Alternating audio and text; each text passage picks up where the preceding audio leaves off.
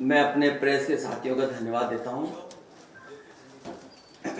साथ ही साथ आम आदमी पार्टी के हमारे साथी राज्यसभा के सांसद संजय सिंह जी, मैं उनका स्वागत करता हूं और साथ ही साथ मैं उनका धन्यवाद और आभार प्रकट करता हूं कि वो अपनी पार्टी का और पार्टी के कार्यकर्ता, चुने हुए लोग, जो भी इनके सहयोगी साथी हैं, इस बड़ी लड़ाई में समाजवादियों का साथ दे रहे हैं और देने जा रहे हैं। इसके लिए मैं इनका विशेष आभार प्रकट करता हूं। और ये सामान्य परिस्थितियों में चुनाव नहीं हो रहा है, पूरे देश और दुनिया की नजर है इस चुनाव में। मैं जब दिल्ली गया था,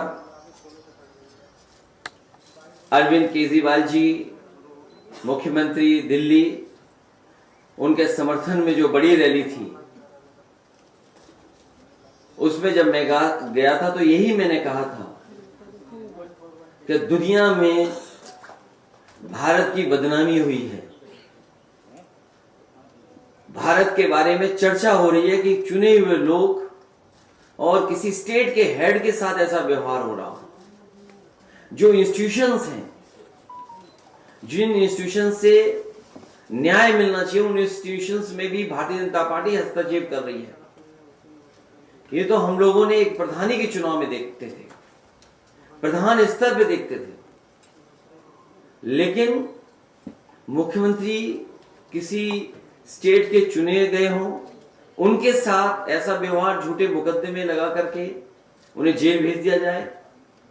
इसी तरह झारखंड के मुख्यमंत्री, उन्हें जेल भेज दिया। और कौन नहीं जानता कि उन्हीं इंस्टीट्यूशन, उन्हीं संस्थाओं के सहारे अपनी सरकार बनवा ली महाराष्ट्र में, या उन्हीं संस्थाओं से डरा करके वसूली कर ली, या उन्हीं संस्थाओं को से डरा करके और अब तो पुलिस को आगे कर करके लोगों को अपनी पार्टी में शामिल कर रहे हैं। कई साथी जो भारतीय जनता पार्टी में गए हैं, उन्होंने कहा कि हम शरीर से तो जा रहे हैं, लेकिन हम आत्मा से और अंदर से आपके साथ हैं। तो सोचिए, ऐसे डर के और डरा के लोगों को अपने दल में शामिल कर रहे हैं। तो इसलिए लोकतंत्र को बचाने के लिए, संविधान को बचाने के लिए और हमारे भारत की जो पहचान दुनिया में है, उसको बचाने के लिए इस लड़ाई में आप पार्टी का जो सहयोग और मदद मिल रही है, उसके लिए मैं संजय सिंह जी का बहुत बहुत धन्यवाद, आभार प्रकट करता हूं। इन्हें भी बहुत परेशानी और कष्ट का सामना करना पड़ा, इन पे भी झूठे मुकदमे लाद करके इन्हें भी परेशानी में डाल दिया। और जो परेशानी में जाता है लोकतंत्र में, जनता उसे कभी न कभी सम्मान देती है।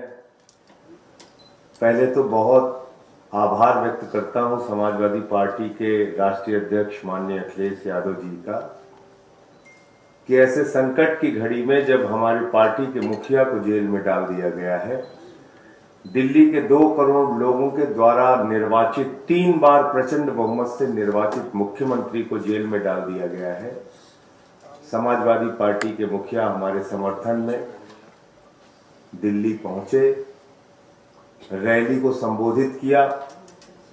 आज भी उन्होंने भाभी जी से बातचीत करके उनसे हालचाल पूछा, संगीता भाभी से। तो मैं इसके लिए विशेष रूप से आभार व्यक्त करता हूं आपका। और जिस तरह से दिल्ली में भी ऑपरेशन लोटस शुरू कर दिया गया है, आपने देखा किस तरह से हमारे एक मंत्री को, जिस पे पहले ईडी का छापा पड़वाया गया और बाद में उसको इस्तीफा देने का दबाव बनाया गया। इस लड़ाई में आपने हमारा साथ दिया। फिर से मैं आपकी पार्टी का और आपका हृदय से आभारी हूं।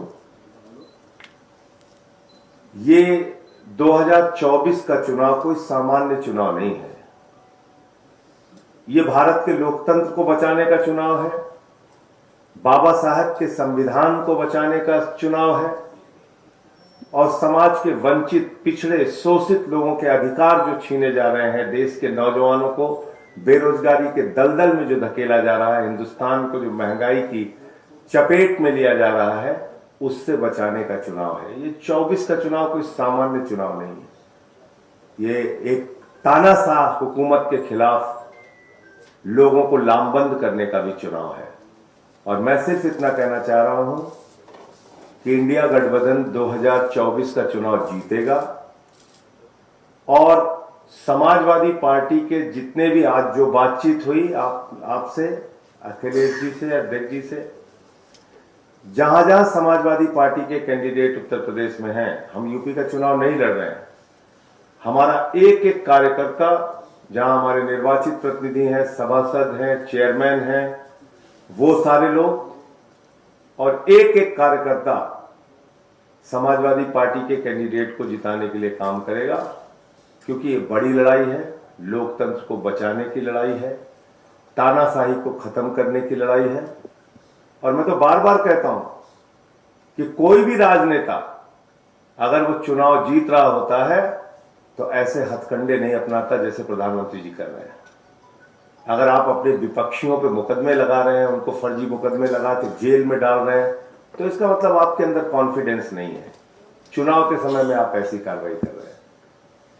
तो फिर से एक बार मैं दोहरा रहा हूं, कोई कंडीशन नहीं है, कोई सीट की मांग नहीं है, कहीं कुछ नहीं है। लोकतंत्र को बचाने के लिए, तानाशाही को खत्म करने के लिए, भारत के संविधान की रक्षा के लिए हम लोग इस लड़ाई में साथ हैं। और पूरे यूपी में जहां जहां समाजवादी पार्टी के कैंडिडेट होंगे, इंडिया गठबंधन के कैंडिडेट होंगे, उनके लिए